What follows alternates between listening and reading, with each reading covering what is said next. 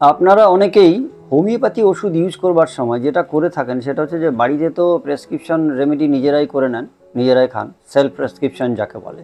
কিন্তু homeopathy dynamic medicine এই সম্বন্ধে আপনাদের কতটা কার নলেজ আছে আমার জানা নেই। আমার কাছে এরকম রিপোর্ট পাই, আমি অনেক পেশেন্টকে দেখেছি যার দরকার মাদার টিংচার তিনি খেয়ে বসে আছেন 200 পোটেন্সি, সাংঘাতিক অবস্থা। যার দরকার 3x তিনি 1000 পোটেন্সির ওষুধ খেয়ে বসে আছেন। এগুলো করলে কিন্তু মেডিসিনাল অ্যাগ্রাভেশন হবে।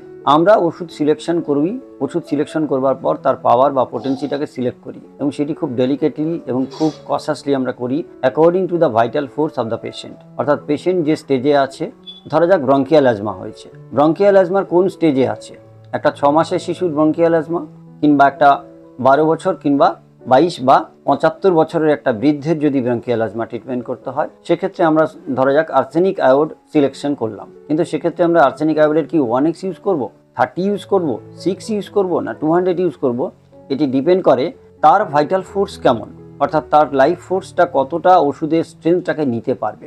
ড্রাগসের স্ট্রেংথ অনুযায়ী ডিজিজ স্ট্রেংথকে জাজমেন্ট করে তারপর আমরা ডিসাইড করি যে কোন পাওয়ারের ওষুধটা আমরা সিলেক্ট করব। নাম্বার 1।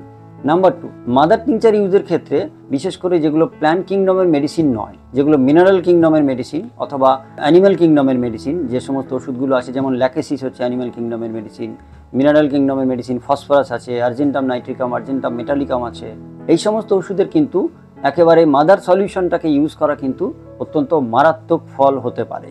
কাজে কোনো বইতে যদি লেখা থাকে, যে সমস্ত বইগুলো আপনারা পড়ে সাধারণভাবে বাড়িতে হোমিওপ্যাথি চর্চা করার অভ্যেসটা অনেকের আছে, আপনারা কিন্তু হিতে বিপরীত করবেন। কাজে ডাক্তারবাবু এক্সপার্টদের সঙ্গে কথা বলেই তারপরে এই মেডিসিনের ডোজ বা পোটেন্সিটাকে সিলেক্ট করবার দায়িত্বটা তার উপরেই ছেড়ে দেবেন। দয়া করে নিজেরা নিজেদের বিপদ ডেকে আনবেন না, এইটুকু আমার বলা রইল।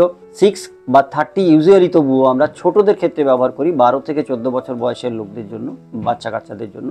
14 প্লাস হয়ে গেলে তখন আমরা 200 দিতে পারি, কিন্তু 14-এর নিচে হলে 30-র মধ্যে থাকাই ভালো। 200 খুব একটা লাগে না, 630। এছাড়া আমাদের আরেকটি ওষুধ মানে আরেকটি পোটেন্সি ইউজ করা হয়, আমাদের খুব এখন প্র্যাকটিসে চলছে, বহু বছর ধরেই অনেক ডাক্তারবাবুরা করেন, আমি নিজেও করি।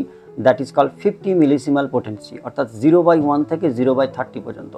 জাস্ট ডিস্টিল ওয়াটারের মধ্যে কিছুটা এক্সট্রা নিউট্রাল অ্যালকোহল দিয়ে আমরা জাস্ট একটা দানা, 5 নম্বর গ্লোবিলসের একটা দানা দিয়ে আমরা 10টা স্ট্রোক দিয়ে একটা 10খানার ডোজের ওষুধ তৈরি করি এবং সেগুলো আমরা নির্দিষ্ট নিয়মে খেতে বলি। এইগুলো কিন্তু যাই করবেন ডাক্তারবাবুর পরামর্শ ছাড়া করা ঠিক হবে না।